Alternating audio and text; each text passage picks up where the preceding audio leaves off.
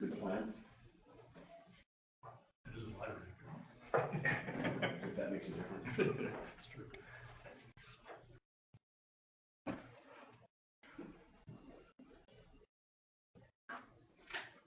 Let's put this right behind you.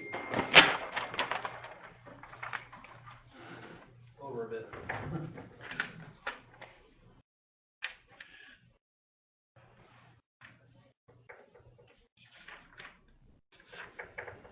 Very high tech. Very high tech. It's there. Okay. Well, good morning, everybody, from Hartford. This is the University of Hartford. I'm Jim Fuller. I'm the chair of the Department of Architecture here, and we welcome you to this second live broadcast in the past 9 months that we've had with Duo Dickinson. Duo Dickinson, architect in Connecticut and around the Northeast and the world, and we welcome him here to give a talk today about universal architecture is only gravity in history, and we're very pleased to host this event. So hopefully you can all see this, see the screen, and see me and see Duo in a minute, and hear us clearly for the next hour to get some pretty amazing conversations going and out of this world talk. And while I was thinking about this lecture, somehow what popped in my mind was Galileo with gravity.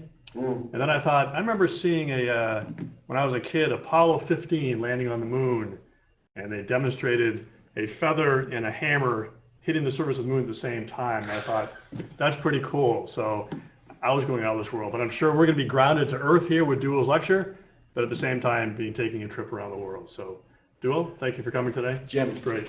thank you for hosting us. My pleasure. So I'm Duo Dickinson. I'm an architect. I write some stuff.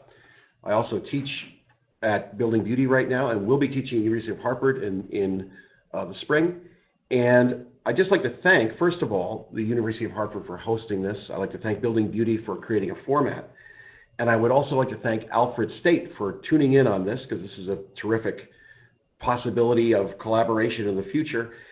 And this talk comes from actually a bunch of talks. For about the last calendar year, actually, I gave talks at the DC AIA, up in Seattle, at Yale, any number of places about history and architecture. I didn't actually talk at Yale, except I exchanged conversations with several people at Yale about this.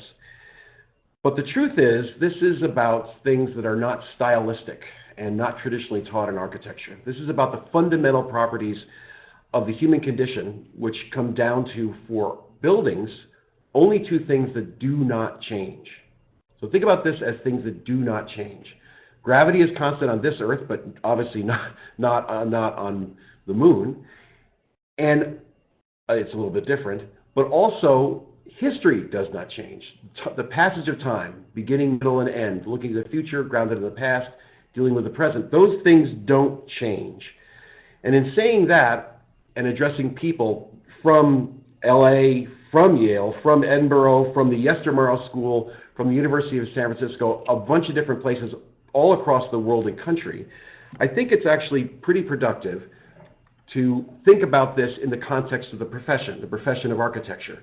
Because the truth is, our profession, architecture, is a place that really has responded almost directly to all the things that aren't constant, to the things that change all the time, whether it's stylistic or whether it's economic or whether it's contextual. Things are changing all around, but gravity doesn't change. So buildings from the beginning of time had to basically be made to resist the entropy of collapse, but they should also, now that we're in a different place, they should also be made to deal with the passage of time, something that happens in the past, what's happening now, and what's going to happen in the future. That, to me, is the key. It is the actual metronome of how this profession can be saved. By the way, this is from over 20 years ago, the great magazine Progressive Architecture, that died about 15 years ago.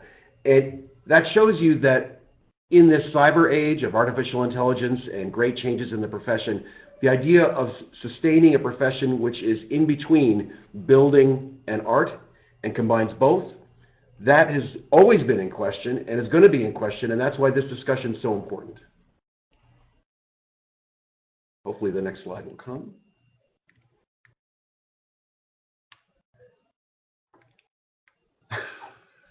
I may need some help.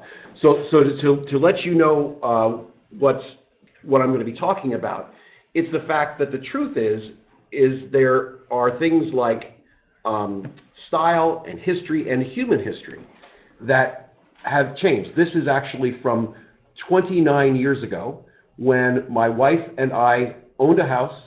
We created our firstborn son, but we also created this house here and made this addition for this addition. And that direct personal relationship between what is made and what is added in a person's life is why houses are unique, but it's also why architecture is unique.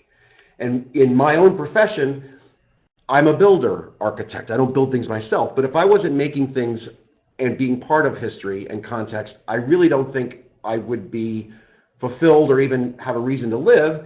And so here, in my 25th anniversary, this shows 520 projects that we designed and built. We've done another 100 or 200 since that time. But this talk doesn't just come from the rarefied air of ideas and academics, or even the rarefied reality of history. It comes from the present reality of building things, of having to actually construct things, because this is a world of building. This house was done 29 years ago also. This was built on an island, and it used helicopters to defy gravity to bring things back. And it made something which is neither old nor new. It's neither modern, because it has sloped roofs, and it's got natural materials, and it's got some divided windows.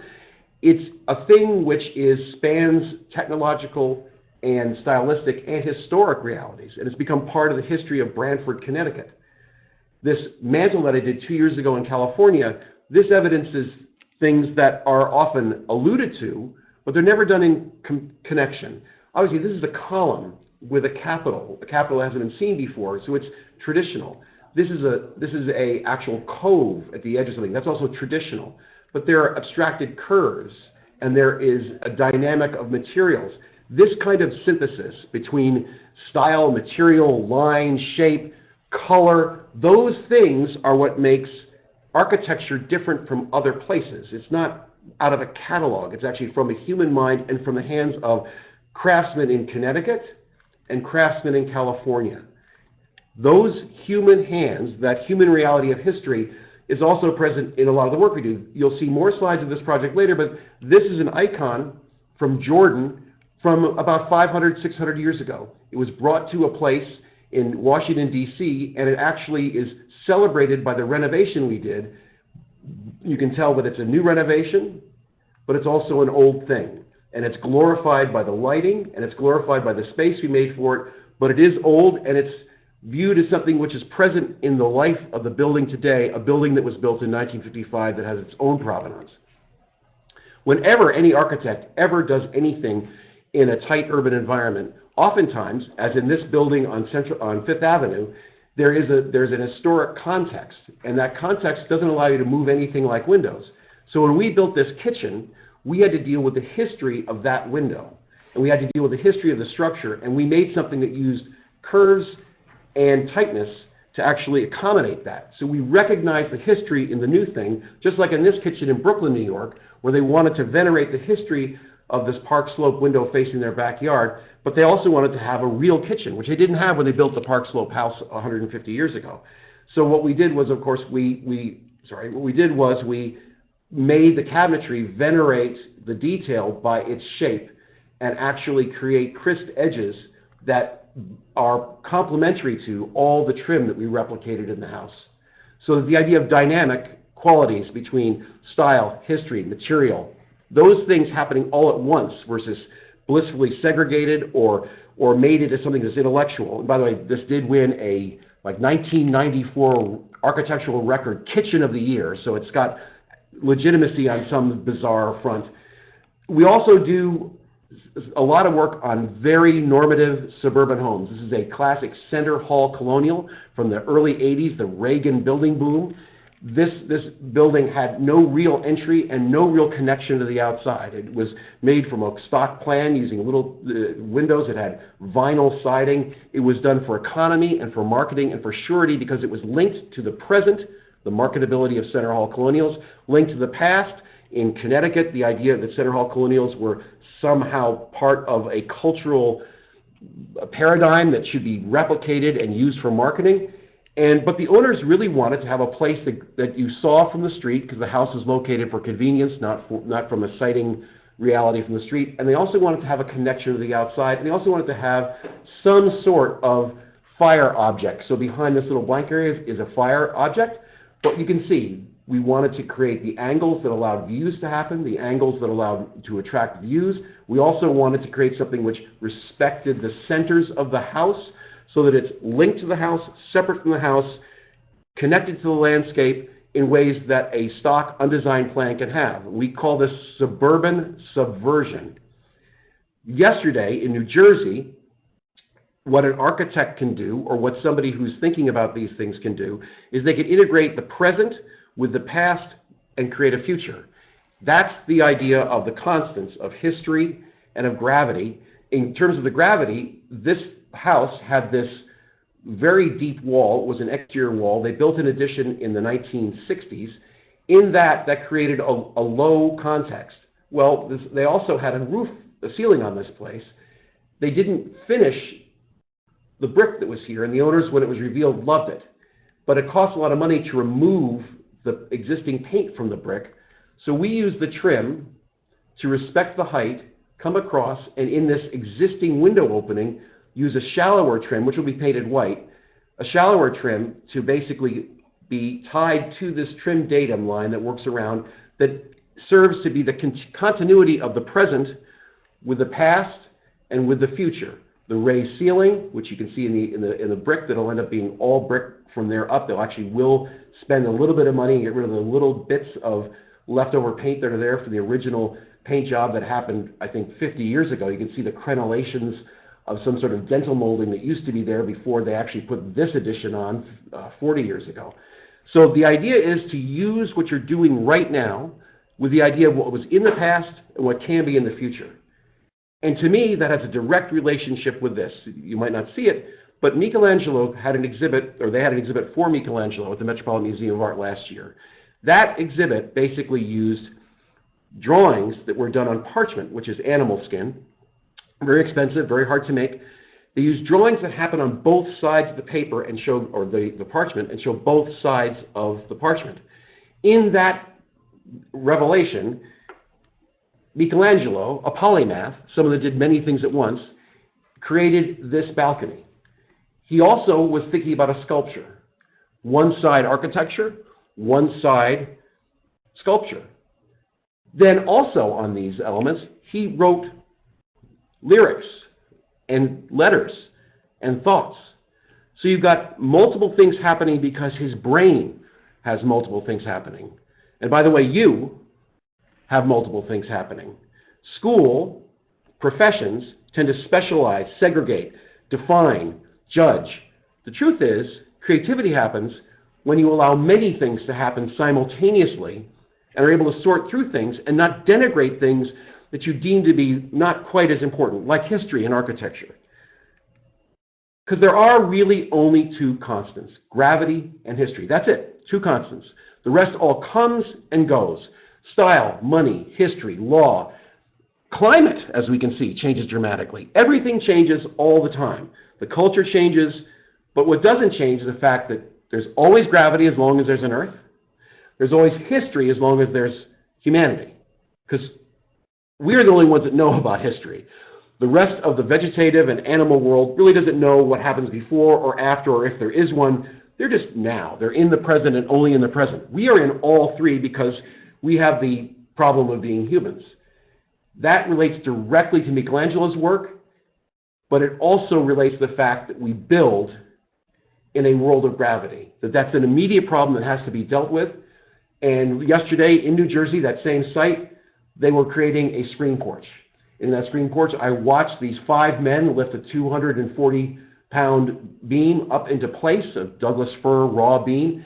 And in making this thing, I realized that what I was doing was visualizing, enacting the compensation for gravity and the integration of humanity in construction, which is literally the reason I do what I do, and if you're an architect, is a reason why you should think about doing what you do. And again, there we are again with the construction. And the bottom line is that this is nothing new. I read today, trying to figure out what the truth was that this is Falling Water, in case you hadn't noticed. This is Falling Water, one of the great works of architecture in the world, done by the great Frank Lloyd Wright that I saw for the first time only about 3 years ago.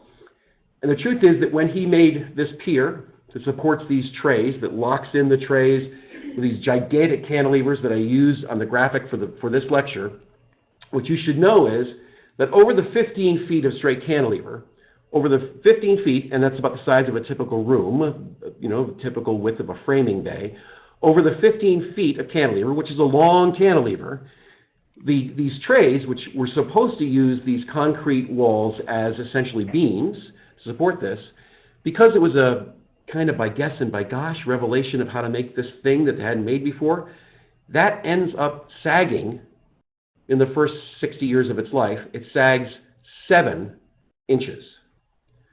That's a lot. So it sags 7 inches because gravity can't be denied. No matter how beautiful something is, no matter how it wants to be the brave new world, the reality of gravity triumphs over our desires because it's more alive than what we think. But we live in a world of history. We're in history right now. You and I are in the present. 5 minutes ago when you saw the slide of the place in New Jersey, that's the past.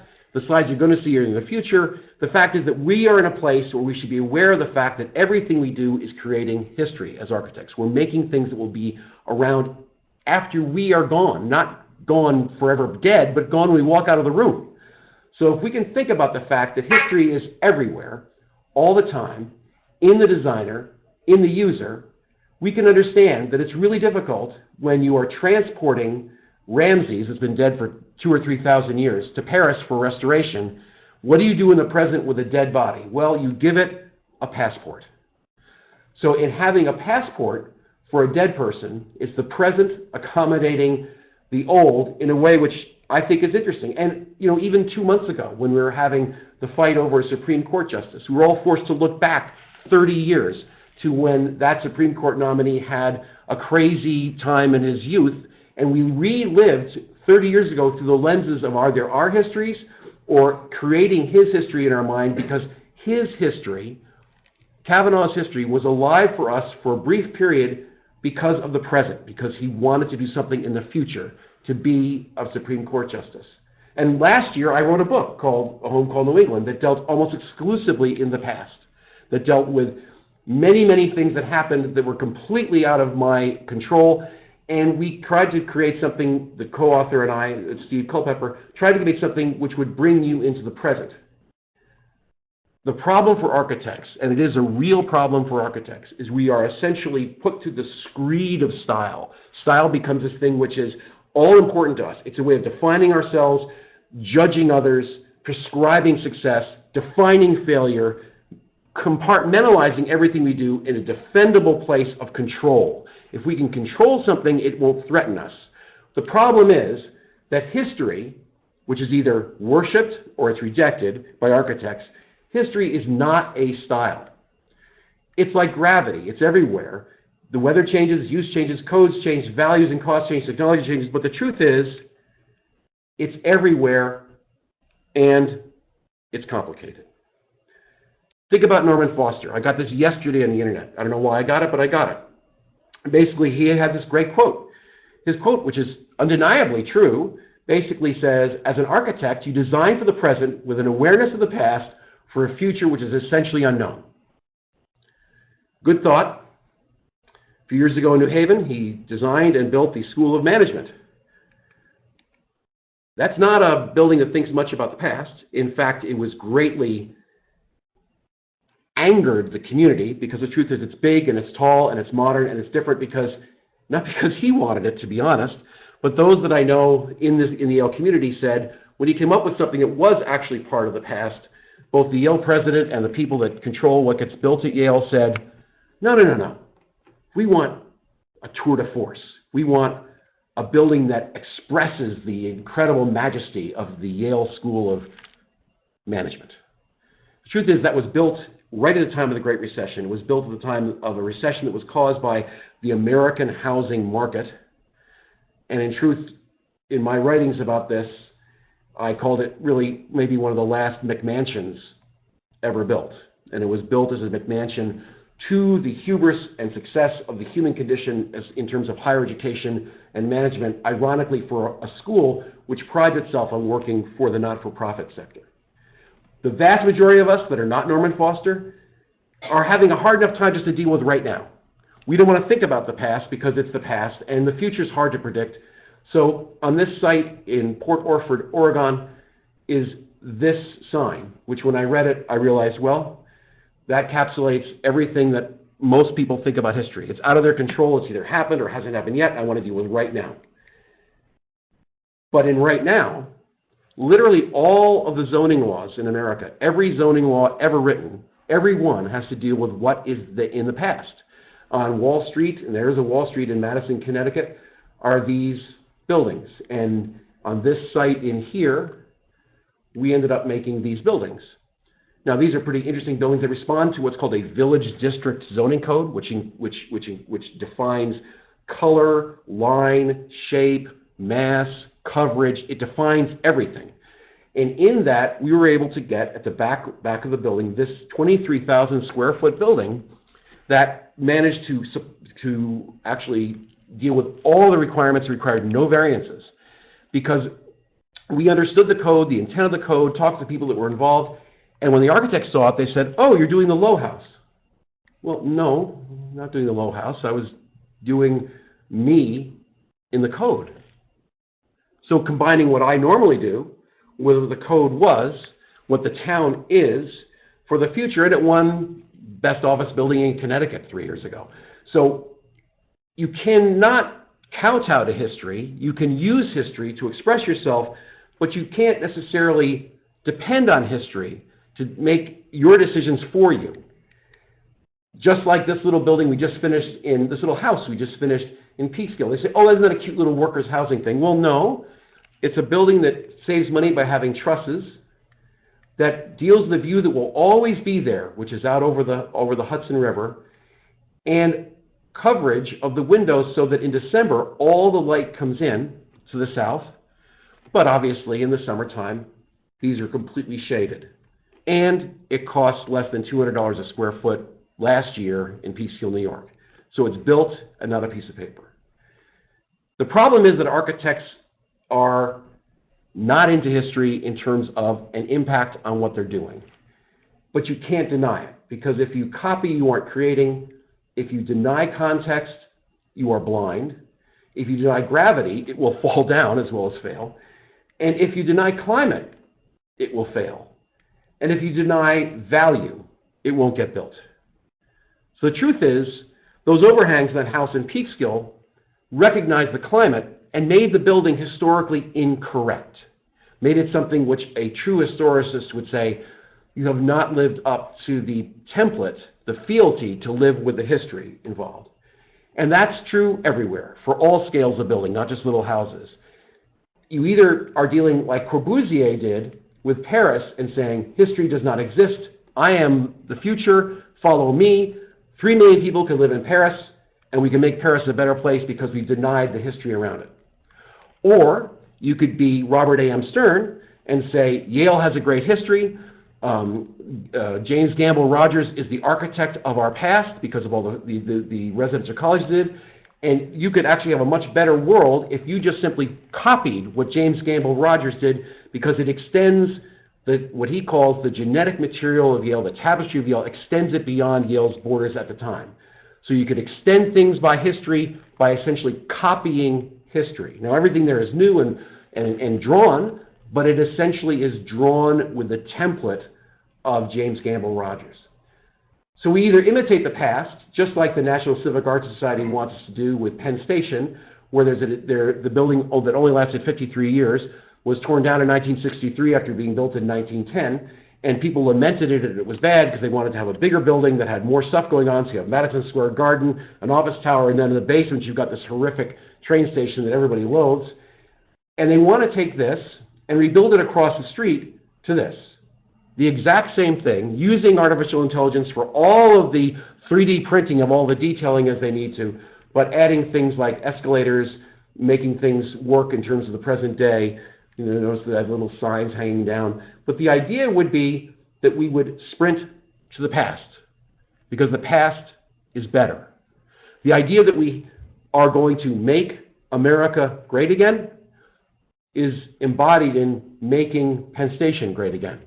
The idea that we know what the past is, we like the past is safe, and my particular take on that's pretty simple. My take is there are living architects that are just as good as the dead ones. We can either the dead architects design our buildings for us, or we as humans can know the history of things, the present tense of things, and the future of things, and we can make things happen. Now, part of that's actually embodied in 5 or 6 schools of architecture. Notre Dame, Catholic University, University of Colorado, Denver. They have a new traditionalist aesthetic saying there is a direction from the past, not a template. We want to make new buildings using traditional classical means and methods. And it has actually got a lot of energy behind it. It's a place where people are excited because it doesn't reject the past. It may, to me, follow the past too much, but the truth of the matter is that's not a problem. As long as you're open-minded and can see that there are buildings that people love that are all different, and you're a human too, and you're designing for humans, not just yourself, things are better than if we try to deny history. And that's a classic thing where this 1970s edition takes the home that's behind it over here and says it doesn't exist. I'm making this thing. I wish I knew what the thing was, but it's a thing, and it basically is not of the past, and it's actually a brave new world, and it is part of the personal legacy of being the hero architect. This is the idea that basically we are the definers of the buildings others use and will use after we're gone, that we are more important than history. We actually are the future versus being a participant that's passive in the future because the building's already built. We are defining everything because we are architects. But the problem with that is that neither history or future are our styles. They're not styles. They're these forces that are there no matter what. And in a piece that I wrote, good architecture is not produced by rejecting history or by replicating it. And if you want to go read that piece, it's in Common Edge Collaborative, which is a great cyber publication. I also write about the fact that there are only 2 colleges that have been built at Yale almost in the last 100 years. Well, not 100 years, but at least 80 years. One is, of course, Eero Saarinen's Morrison Stiles College, and of course the one I just showed you, which is Robert A. Stern's Franklin and Murray colleges. Now, they share some things, oddly. They're exactly the same size. They do the exact same thing. They're almost next door to each other, or right near each other. They actually are part of a tradition. Morrison Stiles is actually part of a new tradition of modernism at Yale. If you go to the Yale campus, you'll see there are many super incredibly great modern buildings there. And of course, as I said, Stern's colleges are part of the tradition that was there in the pre-Depression era of building residential colleges, both at Yale and at Harvard by James Gamble Rogers. The history here is really about medieval villages creating essentially a set of experiential site planning that's quite wonderful and terrific. The tradition here is essentially having a palette of things and a courtyard way of dividing spaces, and actually a late 20th century and early 21st century thing of using spaces that you're walking on here in other places as subterranean extra space to keep the massing in tune with what's going around it. And in the renovation that Yale did of this building about 7 or 8 years ago, they added about 20% new space to the project underground that's unseen. So a masterful renovation that venerates this as much as Stern venerated James Gamble Rogers. It's not just James Gamble Rogers, though, that Stern is venerating at Yale. It's actually the history that's a little bit more about marketing. In being led around this place by 2 graduate students for an article that I wrote about the Hartford Current, they said to me when I asked them directly, they were both, by the way, from Asia. I said, well, what led you to Yale? I said, well, we really love this building. I said, oh, great, well, you're living here. I said, well, why'd you like this building? And they paused and said, well, it's really authentic. I said, well, tell me why it's authentic. I said, well, it's really traditional. I said, well, what does that even really mean? And one said, well, it is a lot like Hogwarts, which is true. But the truth of the matter is that history, that sense of a screed, the thing that actually makes you kowtow or reject history, is a two-edged sword. It gives you solace as an architect to say, I'm a modernist, I don't even think about the past, or to say I'm a traditionalist, I don't even think about anything but what has already been done. That solace, that thing of finding yourself and controlling what your perception is to yourself and to others in a way which is defendable, that you don't have to excuse, that essentially has a canon, the canon of modernism or the canon of traditionalism. You're in fealty to the religion of style. If you are that way, you fit with most of architecture. But it doesn't fit with some architects, me included. I'm neither a modernist as a designer, nor am I a traditionalist, because I know. Because about 2 months ago, dear friend, somebody I've done 4 projects with in the last 20 years, said, after interviewing me extensively, showing this site, they said, we love you, Duo, but you know, we just bought this Carlton Granbury house from 1970, and really, you know, we just think it's too modern for you, and so we've hired this guy who's really good at modern architecture, by the way, I like very much, really good at modern architecture, because you're just not going to fit with this. I go, well, I could. I mean, architects think of me as being traditional. No. Well, simultaneously, literally the next week, I go in front of something called the Gateway Commission on the Connecticut River. And there's the Connecticut River down there, and there's this house. I go in front of the Gateway Commission, and we push this very large house back. We tuck it in the corner. We basically make these turrets that end up getting incredible views. We make sure the massing is controlled because it's back and it's not frontally directed towards the river. We make this house, and 12 or 14 people around the table basically said, this is a horrible contemporary house. You are a modern architect in a place of traditional architecture. We think this is awful. So for one person, I am too traditional. For other people, I am too modern. The truth is, it's complicated. It's different.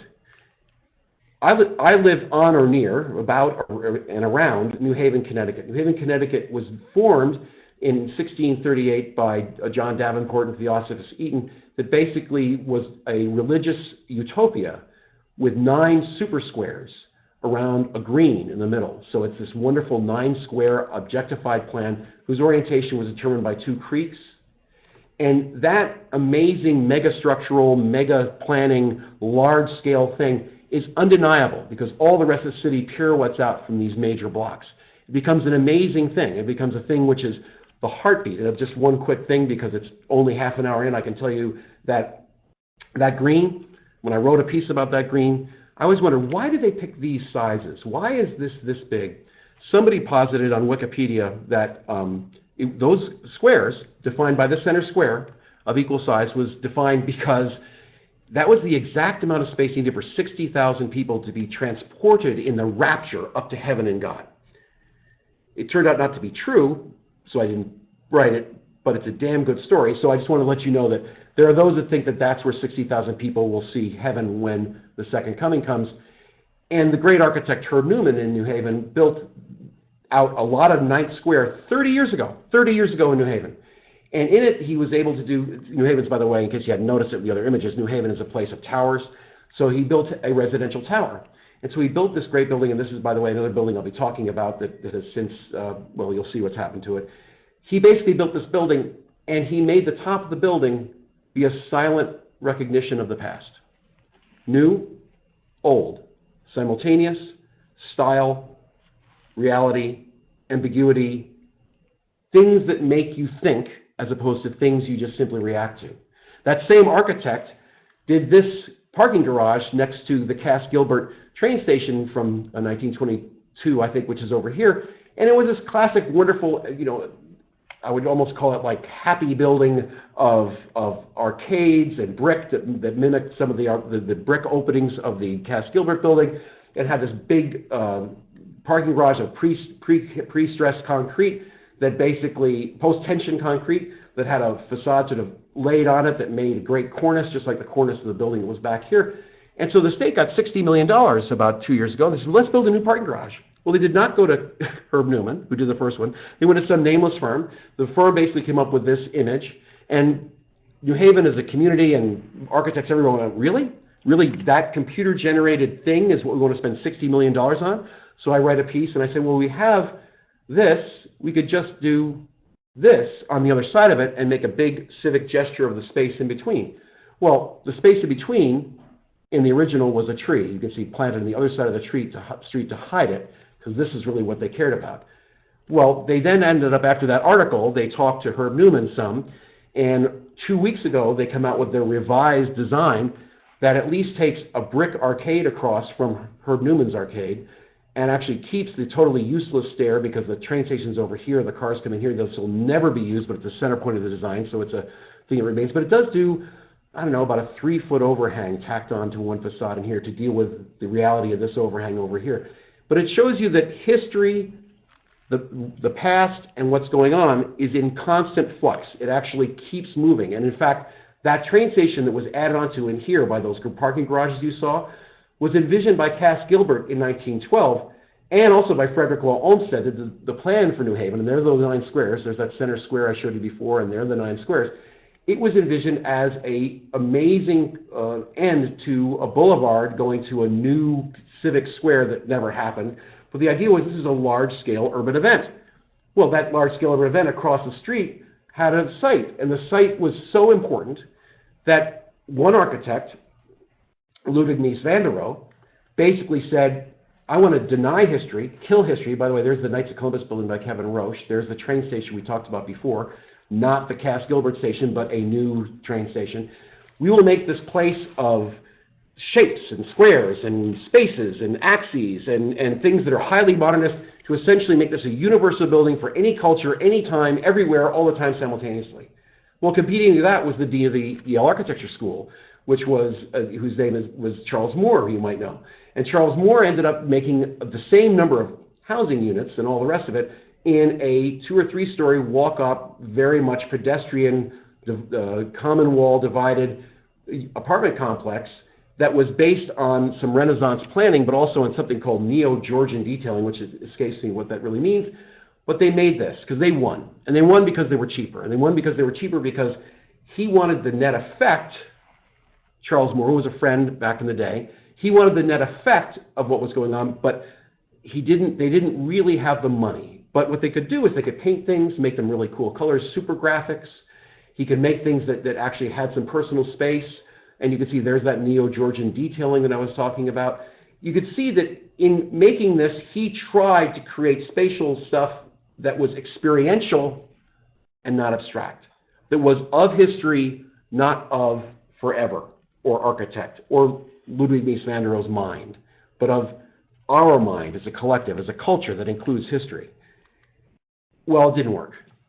So in the non-functioning aspects, heating plants were added, bizarre things were done, the super graphics were vestigial, and what ends up happening is with all buildings that don't work is they get torn down. And it's being torn down right now. This moment it's being torn down.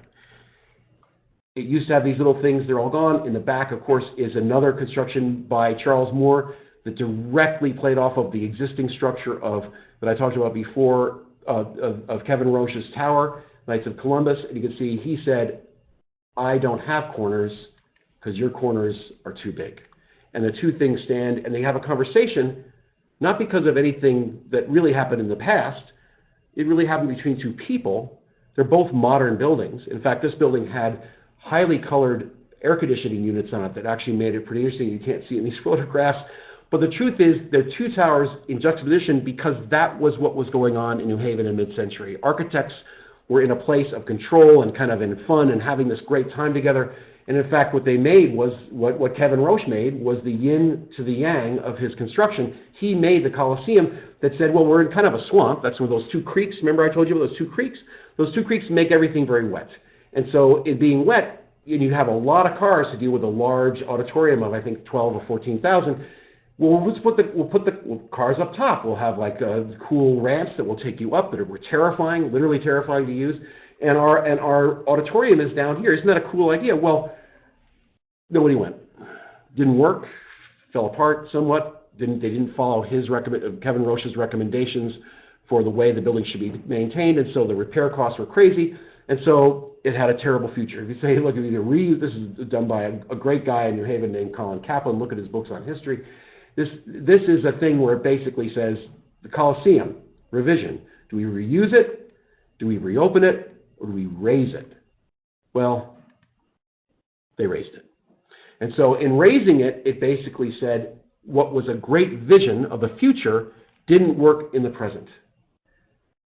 Well, this is not limited to New Haven, but in New Haven, at the corners of Elm Street, which is one side of that green you saw, and Orange Street, is this building. And this building has a history, and the history is actually kind of alluded to by this anomalous roof shape of this flat building here.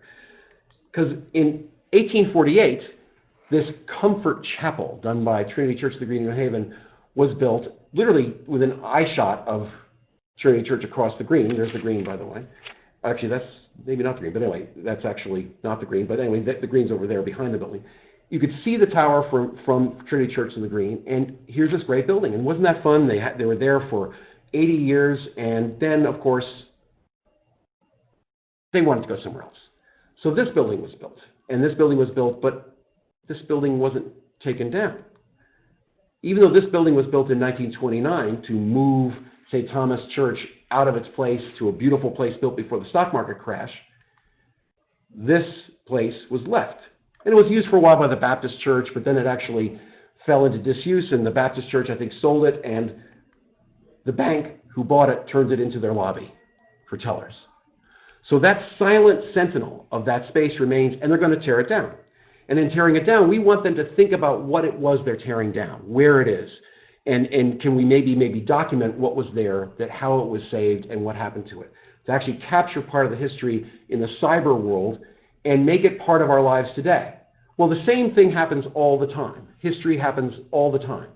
So history could be pretty recent. This is the Sealy Mudd Library at Yale University. This is an engineering building, a metallurgy building. I think it's Hammond Hall, but I think it might have another name. Both of these buildings were in the way of those residential complexes I told you about before. They're both in the way. So basically, they were going to go. But architects said, well, why are you going to tear down this building? It's 30 years old, and it's built well, and it's, even though it's got some interesting sort of late Corbusian kind of jewel house kind of detailing of brick and cast concrete, and even though this isn't a distinguished building, it's got a really cool cornice for a metallurgy building, using the tools of the blacksmith to actually say this is a place of metal. That's a pretty interesting thing. But no, progress happens, things get torn down, they are lost, and what happens is this happens. So that happened behind these buildings. And this happened in the mind of Robert A.M. Stern, channeling the mind of James Gamble Rogers. This is the icon of Robert A.M. Stern, not James Gamble Rogers, on those buildings. Built without approval because Yale has a codicil in all of its gift giving. You can never actually create any ornament for a living person to memorialize them. They have to be dead. This was carved, built, and installed without Yale's knowledge, and they ended up being fine with it because they got a bunch of hundreds of millions of dollars. By the way, this place, the cost of each bed in the place, not the physical bed, but the place for each student, costs $600,000. $600,000. It's the most expensive place to live for students in the world by a factor of 2. In that place, because it's part of the James Gamble Rogers universe, in the present universe, you can have fireplaces as long as they don't have fire in them. So in the big dining halls is a fireplace that has a roof on it. So there's no fire there, but it looks like a fireplace. And they then, because of aesthetics, helicopters dropped in man-made, no function chimneys here, just because it had to comport with history. That's not ending. This is Hill House Avenue in New Haven, just down the street from what I just showed you, literally 1 block away. This was called by Edgar Allan Poe the most beautiful street in America in the 1850s. The most beautiful street in America, because these buildings, all restored by Yale. Yale's not just doesn't just bite and chew up and swallow buildings. They actually create beautiful restorations of old buildings too. Yale ends up deciding that these buildings are needed for their campus uses, but they should be torn down, so they've been beautifully renovated.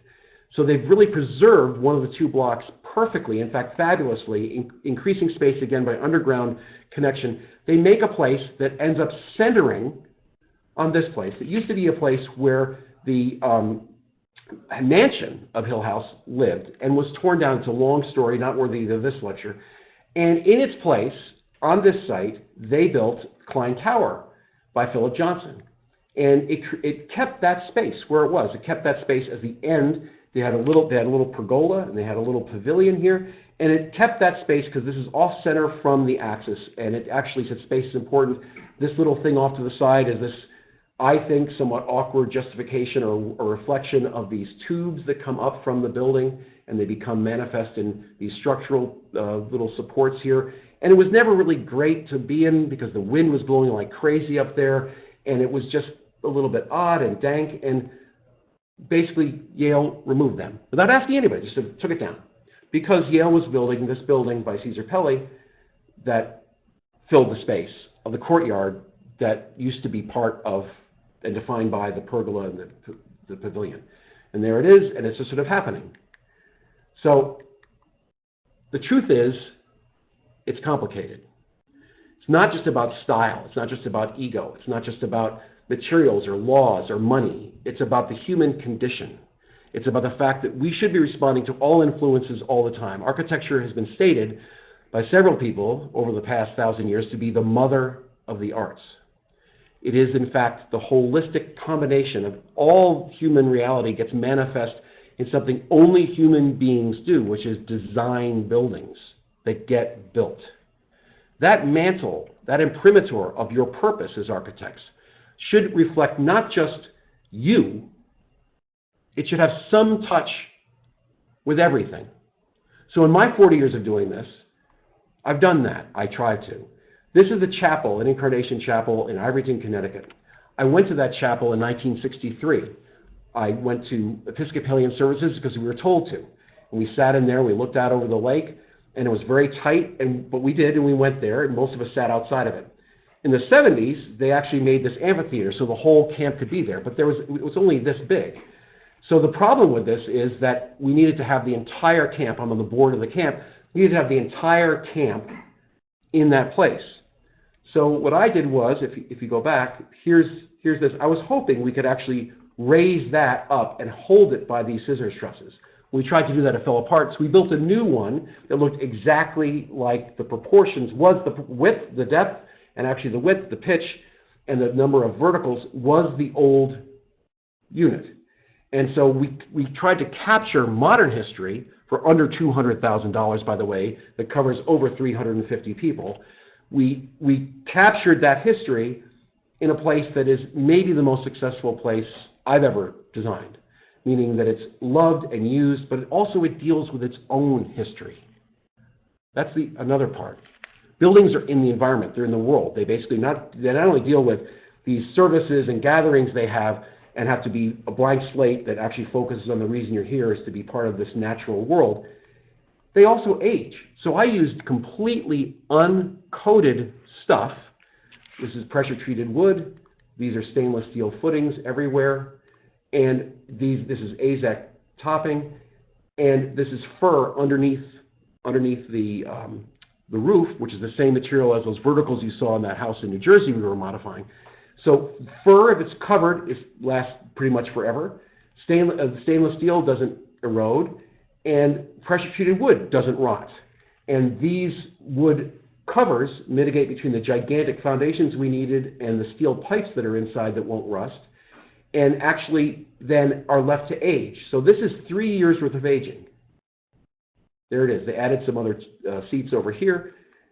You can see here are the extra seats they added from here, but you can see this has aged now for 3 or 4 years, and it will become different. But the truth is, in its aging, it feels more like its context. It's no longer green. It's part of a brown and gray world where the blues of everything else can contrast and shine. The greens of the trees can actually contrast this construction rather than be subordinated by them. Up the hill from this is a new building we're doing, again, for an incredibly little bit of money. And in that building, we've actually made a gigantic space for both diners and other things which they need. We created this new building. But in creating the new building, I didn't want to just make a box, even though this is under $150 a square foot, which in the Northeast is almost unheard of, but we were able to have this builder here is an amazing guy, and he ends up sacrificing money here because he's been given work by the camp for 20 years, and that human thing ends up meaning he could do wood ceilings, and we could have all this fun with scissor trusses and normal framing. We could make this thing which actually is wonderful because I forced him to allude to this. So down the street, we have the illusion. Up here, we have the history that maybe the people that have been there before will recognize, maybe others won't, but at the very least, it's a stylistic basis for what we're doing. So as I conclude, I want you to realize I'm talking about history and gravity, ancient things, but I'm talking about right now. I'm talking about you as a designer. I'm talking about the non-aesthetic, non-stylistic realities that are part of every human's life. We are all polymaths. We've just been told that that's not such a good idea if we want to be excellent at something. I say, not true. I say that in a 1955 suburban DC raised ranch that had housed the former ambassador to Jordan, who had a huge number of 2, 4, 7, 1,000-year-old objects, we vaulted the ceilings because she wanted to get rid of the flat ceiling she lived in for 20 years. But we also accommodated her different objects. Just like Michelangelo, doing architecture and art simultaneously, overlapping with each other, accommodating each other, making each other look better, the idea of doing one thing and adding another was not heretical, wasn't a compromise. It was life. It was dealing with things. In this drawing that Michelangelo did, you saw an idea, and an idea, and an idea, and an idea overlapping, cross-pollinating, making things more interesting. So that a rude entry that had these things tacked into them because they could, we couldn't afford to change the brick. What we could afford to do was to make something that expressed who the owners were. And in doing that, we made an entry sequence. So there's the outside, there are these steps going up, and there's that void you saw. And this is what ends up happening, which is an experiential celebration of what already existed, but making it something more important and giving it the aesthetic benefits of all of these objects and the continuity of the columns outside you saw with all the vertical elements in the entire house. Everything has a wonderful little expressive hat. Everything has the cleanliness and cleanness of these open ceilings, and that allows all the objects to be playfully present all the time. Just like these drawings, where both and is better than either or. Now, in conclusion, I want everybody listening to this to understand that this idea of a non-stylistic determination of what architecture can be, this idea of an experiential plane of existence, the idea of our humanity versus our objective pontificating prescription control, is being taught right now in Sorrento, Italy, in the second year of the Building Beauty program. This program takes the work of Christopher Alexander, who wrote many works of architecture. The most famous is A Pattern Language, and others, A Timeless Way of Building. But those books and that idea allows for people to do things in Sorrento, Italy, that aren't taught in most places, which is why these courses are available to anybody, especially architects that already exist. There are some bite-sized courses coming up. If you are interested in becoming part of those bite-sized courses, we have brokered AIA credits for those if you're in America. But the truth of the matter is, Building Beauty embodies the fact that history alone, as in all those places like Notre Dame and Catholic University and University of Colorado Denver, or the designer that's now being venerated in endless numbers of historic preservation, remodelings of new modern buildings, the two things of either or, of either the genius architect or worshiping the past, copying the past, those two things are only extremes. They're not the metronome of most of our lives. The metronome of most of our lives is that we're all things at once. And the program that I'm doing both at University of Hartford in the spring, but also simultaneously at Building Beauty in the spring, in April, is called Home. Now, I didn't write this book, but I like this cover because this is a replication of an ancient dwelling, and around it are the new dwellings that were built recently. Thousands of years old, last week. That time travel that homes have, that personal connection you have with making something that you designed and you made, that time travel is what the home program is.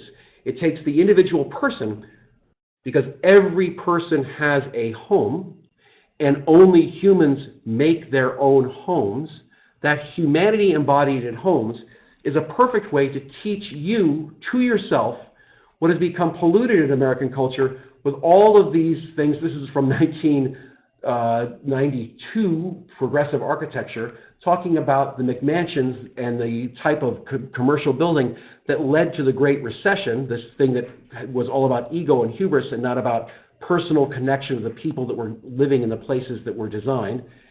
That level of personalization is what the home program at Building Beauty is all about.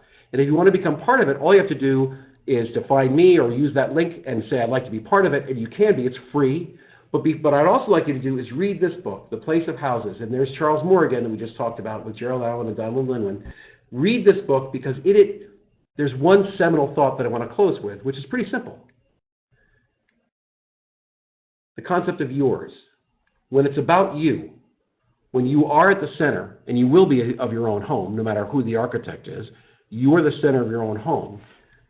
Care is the natural enemy of stereotype, and stereotype of care. Stereotype kills care, care kills stereotype. History, style. They don't have to be exclusive. They can actually be one continuity.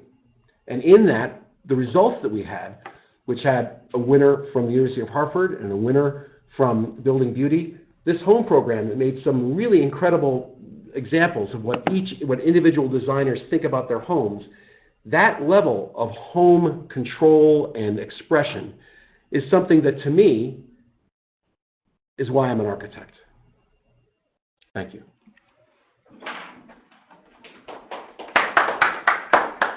Great. Thank you, Duo. That's a fascinating lecture. Very enthralled.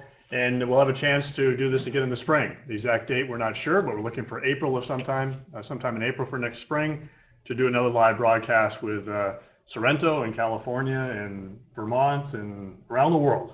So stay tuned for that. We'll be doing publicity about that when we get into the spring semester. So thanks for joining us today from University of Hartford. Have a great weekend. Goodbye.